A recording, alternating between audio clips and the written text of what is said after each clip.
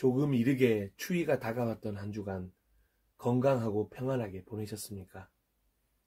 오늘 2021년 10월 24일 주일 하나님의 평안으로 인사드립니다.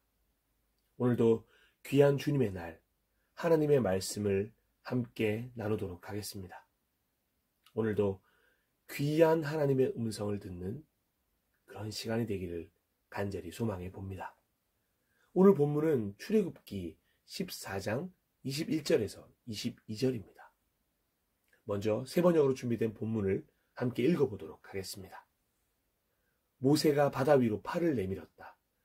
주님께서 밤새도록 강한 동풍으로 바닷물을 뒤로 밀어내시니 바다가 말라서 바닥이 드러났다. 바닷물이 갈라지고 이스라엘 자손은 바다 한가운데로 마른 땅을 밟으며 지나갔다. 물이 좌우에서 그들을 가리는 벽이 되었다. 아멘. 오늘 이 본문으로 신앙생활에도 노력이 필요합니다 라는 제목으로 함께 하나님의 말씀을 나누도록 하겠습니다. 신앙생활을 위한 노력이 필요할까요? 아마도 많은 분들이 이 질문에 동의를 표하실 것입니다. 분명히 신앙생활을 위한 노력이 필요합니다. 하지만 실제로 삶 속에서 신앙생활을 위한 노력은 많이 찾아볼 수 없는 것이 현실입니다. 너무 바빠서 기도합니다 라는 빌 하이벨스 목사님이 쓴 책 제목은 현실과 너무 큰 괴리감을 가지고 있는 것이 사실입니다. 주님께 조금만 기다려달라고 말한 지 벌써 너무 오래되어 이젠 어떻게 하는 것이 노력인지조차 가물가물할 수도 있습니다. 그리고 가장 조심해야 할 것이 있다면 바로 매너리즘에 빠져 신앙생활에 대한 회의감에까지 빠져들게 되는 것입니다. 그래서 신앙생활에도 반드시 노력이 필요한 것입니다. 우리가 노력해야 하는 가장 큰 이유가 있다면 바로 하나님께서도 오늘 우리를 위해 열심히 노력하고 계시기 때문입니다. 천지의 주제시요 창조주이신 하나님께서 무더니도 우리를 위해 땀 흘리고 계신다는 사실을 여러분은 알고 계십니까? 말 한마디에 천지를 창조하실 수 있고 손가락 하나 움직이심으로 이 산을 저리로 옮길 수 있는 분이시지만 하나님은 오늘도 최선을 다해 노력하고 계십니다. 그리고 그 사실을 오늘 출애굽기 본문을 통하여 말씀해 주고 계십니다. 홍해를 앞에 두고 망설이고 있는 모세와 이스라엘 백성이 있습니다.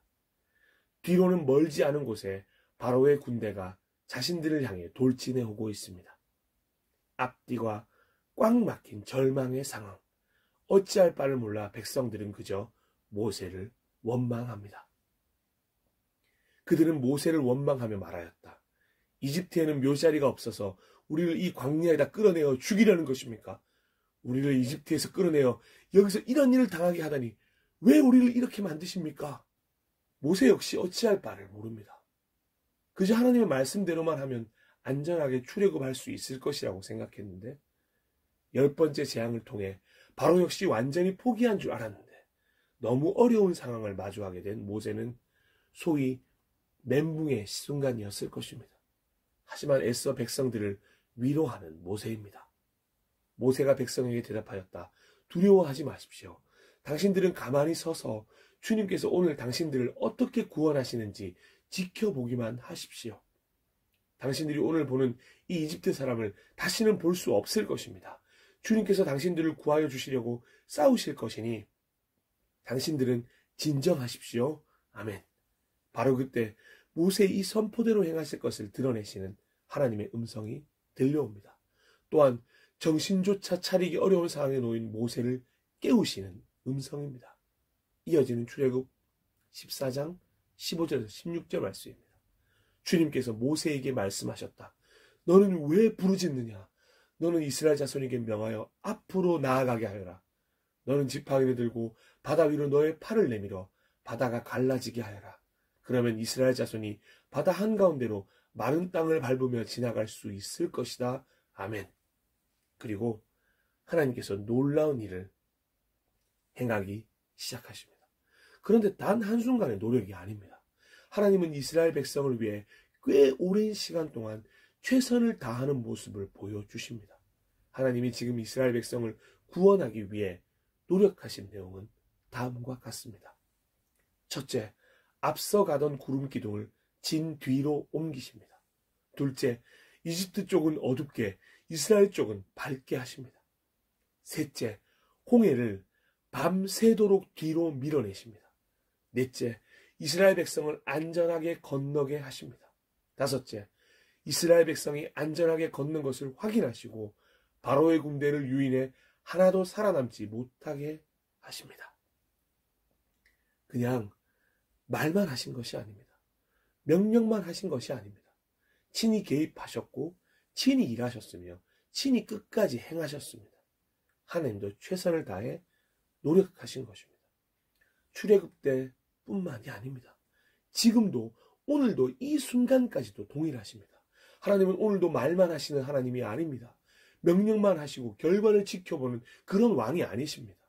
함께 동행하시고 함께 일하시고 함께 행하시는 분이십니다. 소극적인 우리보다 훨씬 더 적극적으로 노력하시는 분이 우리 하나님이십니다. 그렇다면 우리 역시 하나님을 위한 신앙생활을 위한 노력은 필수가 되는 것 아니겠습니까? 하나님의 동행이 헛되지 않도록, 하나님의 일하심이 허상이 되지 않도록, 하나님의 행하심이 우리의 영광이 되도록 마땅히 최선을 다할 필요가 있는 것입니다. 하나님이 홍해를 가르시는 노력을 했지만 그 홍해를 건너야 할 대상은 이스라엘 백성이었습니다. 다시 홍해를 향해 팔을 내밀어야 했던 모세였습니다. 자신의 행동이 하나님의 위대한 일을 보일 것이라는 믿음으로 최선을 다해 노력했습니다. 바다가 다 덮일 때까지 손을 내밀고 있는 노력이 필요했습니다. 이스라엘 백성 역시 두려움 속에서 최선을 다해 노력하며 그 홍해를 건너야 했습니다. 믿음으로 하나님의 일하심에 동참한 것입니다. 그리고 건넜습니다. 그래서 하나님의 구원을 다시금 경험할 수 있었던 것입니다. 그렇다면 우리는 하나님을 위해, 신앙생활을 위해 어떤 노력을 해야 할까요? 가장 큰 전제 조건은 바로 말씀대로 살아가고자 하는 노력입니다. 혹시 이 말을 듣자마자 말씀대로 살아가고자 하는 노력이 도무지 불가능해 보이는 것처럼 느껴지십니까? 익숙해져서 그런 것입니다. 말씀대로 살아보려고 하는 노력이 조금은 부족하기 때문입니다. 끝까지 최선을 다해서 말씀대로 살아보고자 노력한 후의 결과를 맛보아 알지 못하기 때문에 주저주저하며 불가능하다고 이야기하는 것입니다. 지난 주일 설교에서도 말씀드렸지만 그리스도인은 하나님의 말씀대로 사는 것이 가장 쉬운 존재들임을 잊지 않으셨으면 좋겠습니다. 어렵고 불가능하다는 거짓말에 속아 넘어갈 필요가 없습니다. 첫째, 하나님을 닮아가려는 노력이 필요합니다. 에베소서 5장 1절은 이렇게 이야기합니다. 여러분은 하나님이 사랑하는 자녀들입니다. 그러므로 하나님을 닮으려고 노력하십시오. 아멘. 우리는 하나님이 사랑하시는 자녀들입니다. 자녀들답게 아버지를 닮으려는 노력이 필요한 것입니다. 이 말씀을 내 것으로 만들어야 하는 것입니다. 오늘도 내 삶의 모토가 하나님을 닮으려는 노력이라면 얼마나 멋진 신앙인이 될 수 있겠습니까? 그리고 이 구절을 통해 우리는 놀라운 은혜를 깨달을 수 있어야 합니다. 하나님은 우리가 하나님을 닮을 수 있는 길을 열어주셨다는 것입니다. 피조물인 우리가 창조주를 닮을 수 있는 길이 있다니 이 얼마나 놀라운 은혜입니까? 자신을 닮은 자녀가 되기를 바라는 아버지의 마음을 느끼실 수 있어야 합니다. 둘째, 주님이 원하시는 것이 무엇인지 배우는 노력이 필요합니다. 에베소서 5장 17절은 분별 없이 어리석은 자가 되지 말고 주님이 원하시는 것이 무엇인지 배우도록 노력하십시오 라고 기록하고 있습니다. 우리의 분별력을 날로 흐트러뜨리는 세상 속에서 분별력을 키울 수 있어야 합니다. 어리석은 자가 아니라 하나님이 주신 지혜 가운데 머물 수 있어야 하는 것입니다. 그래서 분별력과 지혜를 가지고 주님이 원하는 것이 무엇인지 배우는 노력을 해야 하는 것입니다. 과연 주님께서는 나에게 무엇을 원하실까? 기도해야 하는 것입니다. 저는 그래서 하루를 시작하는 시간의 말씀과 하루 중 가운데 시간의 말씀, 하루를 마무리하는 시간의 말씀이 너무도 중요하다고 생각합니다. 하루를 시작하며 하나님의 뜻을 구하는 노력이 필요합니다. 하루 중 가운데 시간을 통해 지금 하나님의 뜻대로 말씀대로 잘 살고 있는지 중간 점검의 노력이 필요합니다. 그리고 하루를 마무리하며 하나님의 뜻대로 살았는지 돌아보며 감사로 마무리하는 노력이 필요한 것입니다.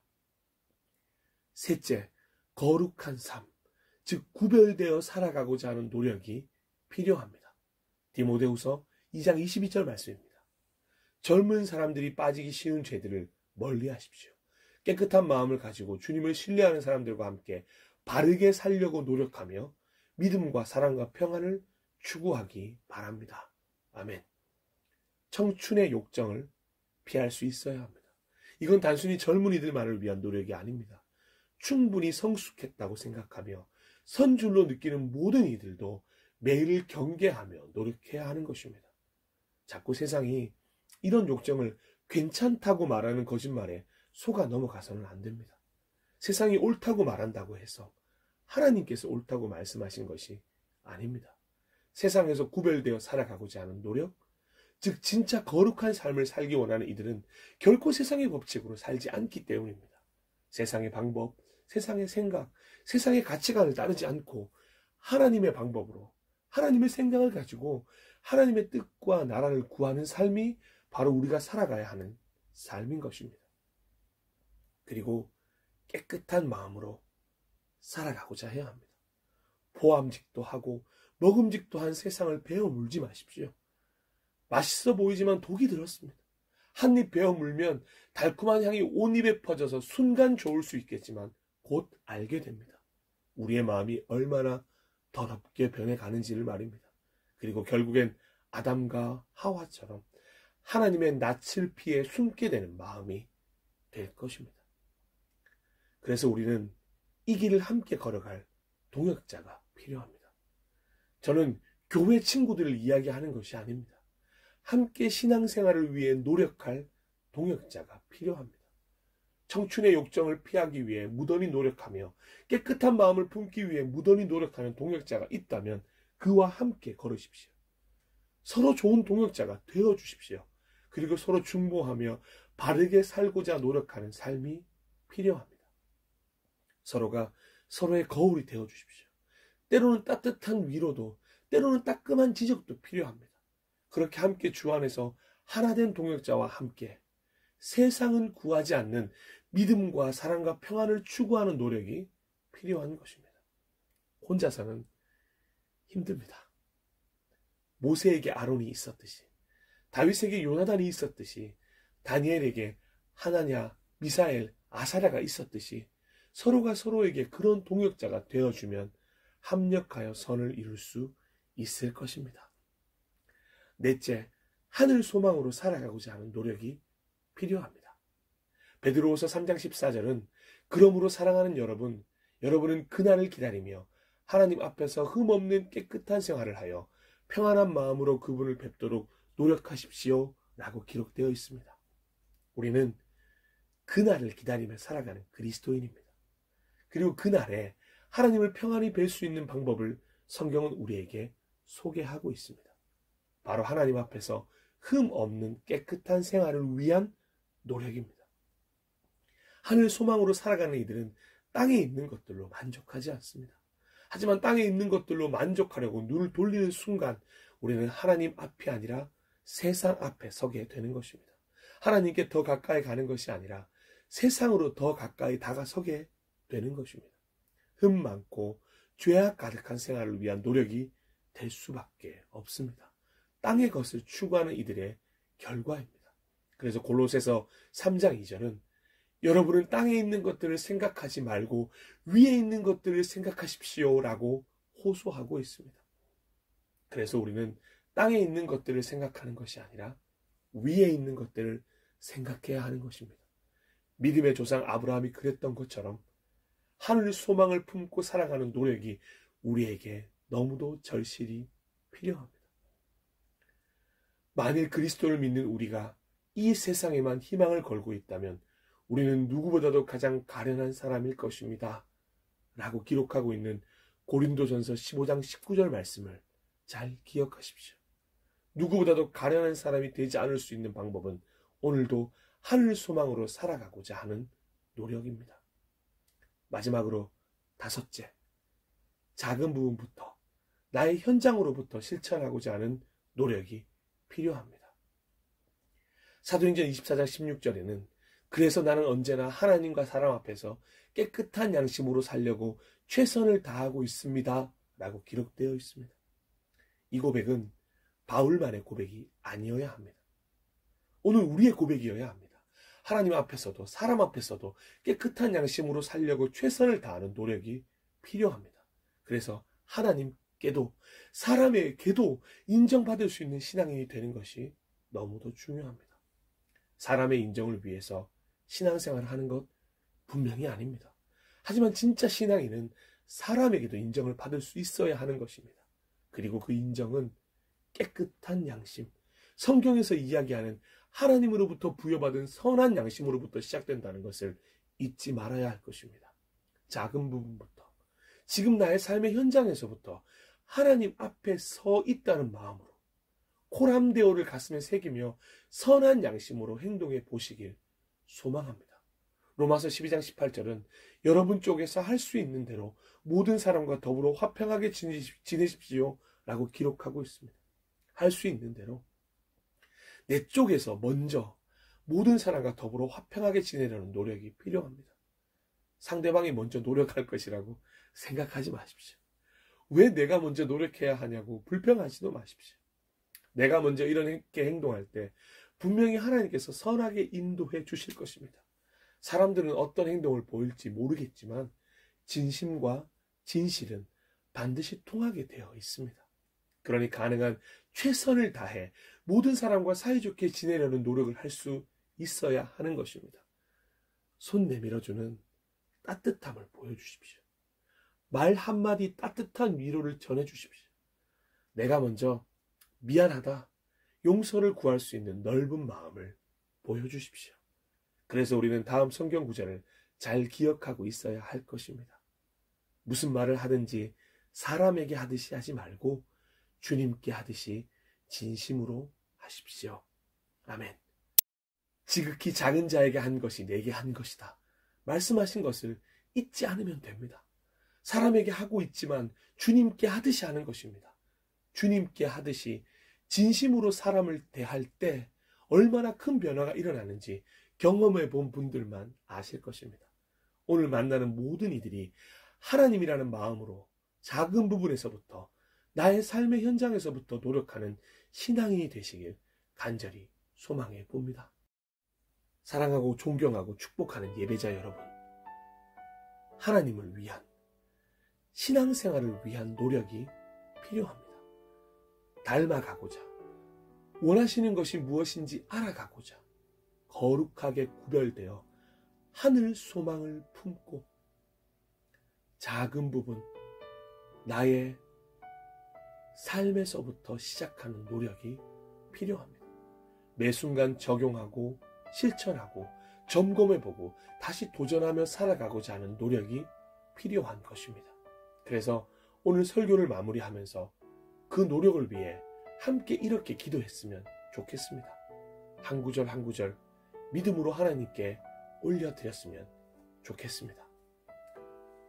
하나님, 말씀대로 살아가고자 노력하는 삶이 되기를 소망합니다. 하나님, 아버지를 닮아가는 자녀가 되도록 노력하는 삶이 되기를 소망합니다. 하나님, 주님의 뜻이 무엇인지 알아가고자 노력하는 자녀가 되기를 소망합니다. 하나님, 거룩하게 구별되어 살아가도록 노력하는 삶이 되기를 소망합니다. 하나님, 하늘 소망을 품고 살아가는 삶이 되도록 노력하는 삶이 되기를 소망합니다. 하나님, 작은 부분부터 나의 현장으로부터 노력하며 살아가는 삶이 되기를 소망합니다.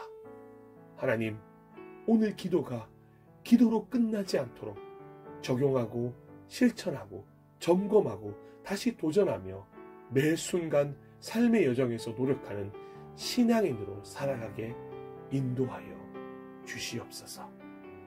잠시 기도하며 하나님 앞에 나아가겠습니다.